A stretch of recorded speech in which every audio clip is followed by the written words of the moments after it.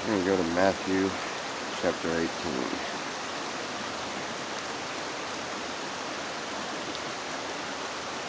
At the same time came the disciples unto Jesus, saying, Who is the greatest in the kingdom of heaven? And Jesus called a little child unto him, and set him in the midst of them. He said, Verily I say unto you, except ye be converted,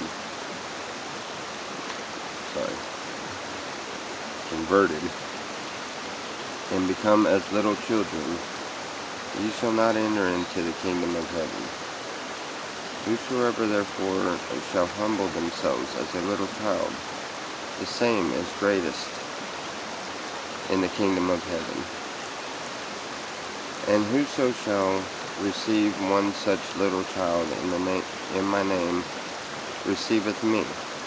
But whoso shall offend one of these little ones which believe in me, it would be better for him that a millstone were hung around his neck, and that he were drowned in the depths of the sea. Woe unto the world because of offenses, for it must need be that offenses come, but woe unto the man on whom the offenses cometh. Wherefore, if the hand or if thy foot offend thee, cut it off and cast it from thee. It is better for thee to enter into life halt or maimed, rather than having 2 hands and 2 feet to be cast into everlasting fire. And if thy eye offend thee, pluck it out and cast it from thee. For it is better for thee to enter into life with 1 eye, rather than having 2 eyes to be cast into hellfire. Take heed that ye despise not one of my little ones, or one of these little ones. For I say unto you, that in heaven their angels do always behold the face of my Father which is in heaven. For the Son of Man is come and saved that which was lost.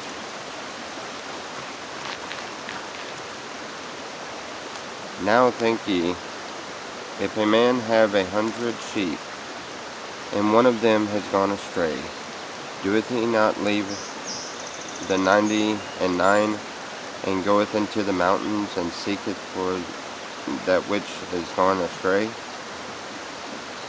And if so be that he find it, verily I say unto you, he rejoiceth more of that sheep than of the 99 which were not astray. Even so, it is not the will of our Father which is in heaven that one of these little ones shall perish. Moreover, if thy brother shall trespass against thee, go and tell him his fruits between thee and him alone. If he shall hear thee, then thou hast gained thy brother. But if he will not hear thee, then take with thee 1 or 2 more, that in the mouth of 2 or 3 witnesses every word may be established. And if he shall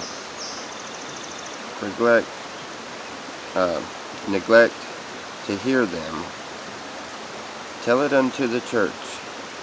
But if he neglects to hear the church, then let him be unto thee as a heathen man and a publican. Verily I say unto you, whatsoever ye shall bind on earth shall be bound in heaven, and whatsoever ye shall loosen on earth shall be loosened in heaven. Again I say unto you, that if 2 of you shall agree on earth as touching anything that they shall ask, it shall be done for them of the Father which is in heaven. For where 2 or 3 are gathered together in my name, there I am in the midst of them. Then came Peter unto him and said, Lord, how oft shall my brother sin against me, and I forgive him? Till 7 times? And Jesus said unto him, I say not unto thee, until 7 times, but until 70 times 7. Therefore is the kingdom of heaven likened unto a certain king, which would take account for his servants. And when he had begun to reckon, one was brought unto him, which owed him 10,000 talents. But forasmuch as he had not to pay, his Lord commanded him to be sold, and his wife, and his children, and all that he had, and payment to be made. The servant therefore fell and worshipped him, saying, Lord, have patience with me, and I will pay thee all. Then the Lord of the servants was moved with compassion, and loosened him, and forgave him his debts.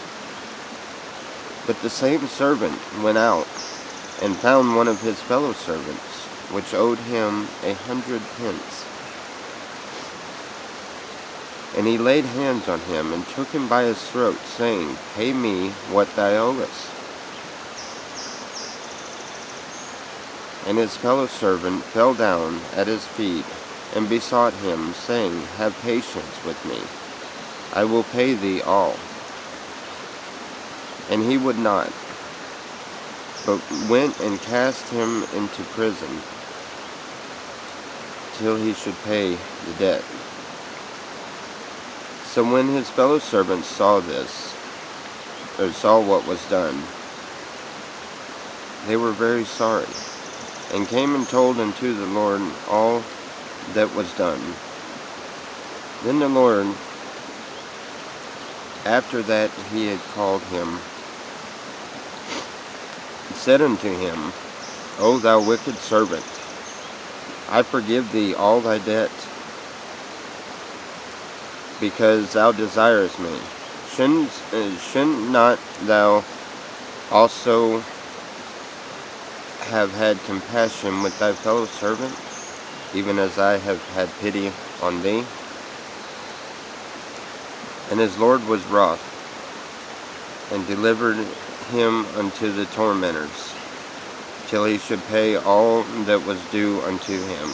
So likewise shall my heavenly Father do also unto you, if ye from your hearts forgive not every one of his brother their trespasses.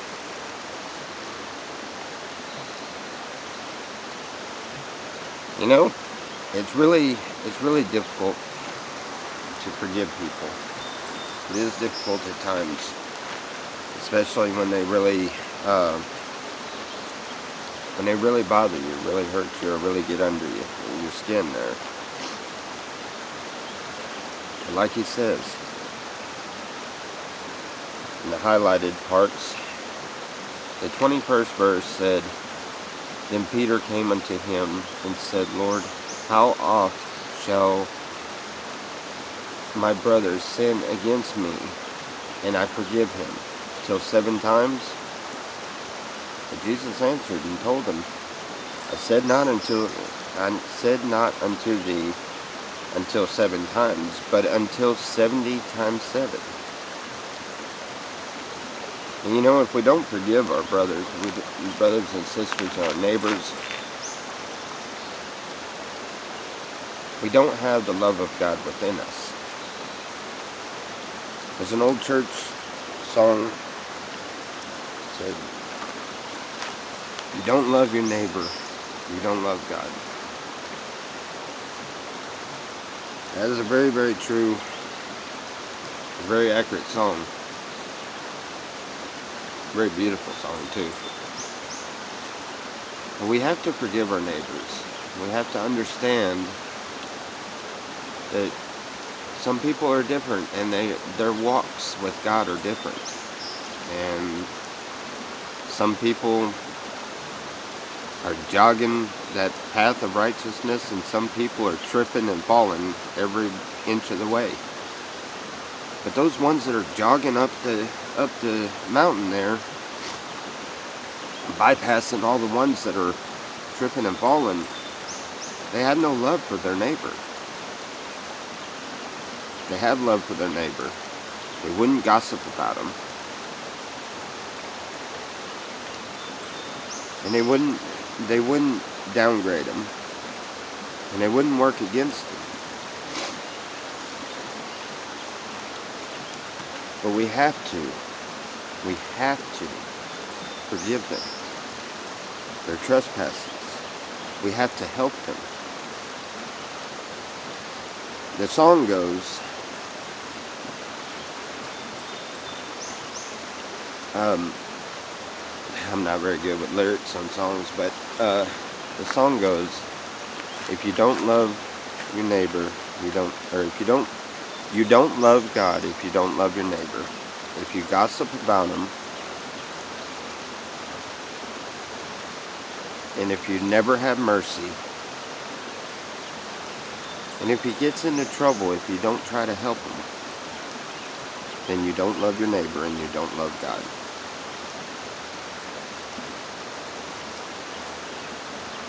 So think about that the next time that somebody says something to you and you have something mean to say back, and we're all guilty of that. I've even recently done that. I've had a few people that have gotten under my skin so much that they've caused me to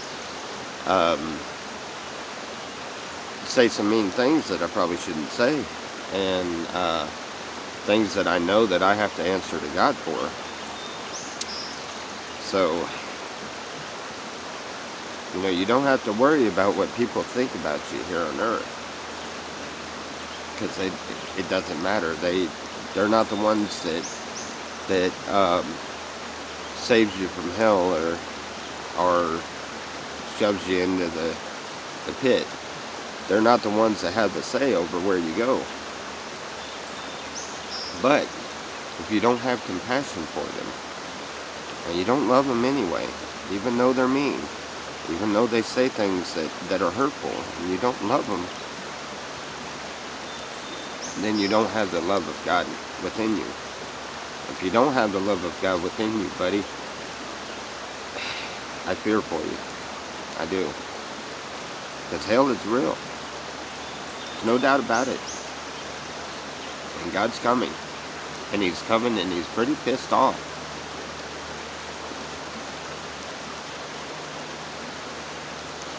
So try to think of it like the king did.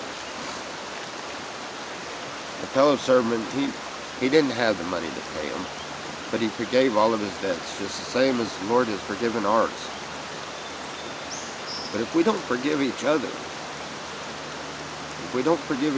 then how can we accept the forgiveness from the Father? Bottom line, be good to one another. Stop the gossip. Stop all that stuff that hinders people. Be compassionate. Be understanding. Have love in your heart. The same love that God saved us with. The same love that he had when he died on that cross for us. Friends, I tell you, I've studied a lot of different parts of the Bible and a lot of different things that we should and shouldn't do. And honestly, I believe that I have found the key that was so boldly spoken about in the Bible, and that is love. Driven all over the country with love, or God is love on the side of my vehicle. And you don't realize just how accurate that is. You know, when you show love, you're showing the fruits of the Spirit. You're showing the love of God. And you are closer to God. And when you spread hatred, you're doing the devil's work. It's not good. I hope and pray that maybe, something that this dumb hillbilly happens to say would help somebody. But you know, in order to get God to help us, we have to first start helping each other. I love you guys. Jesus loves you. Y'all have a blessed day. You know we will.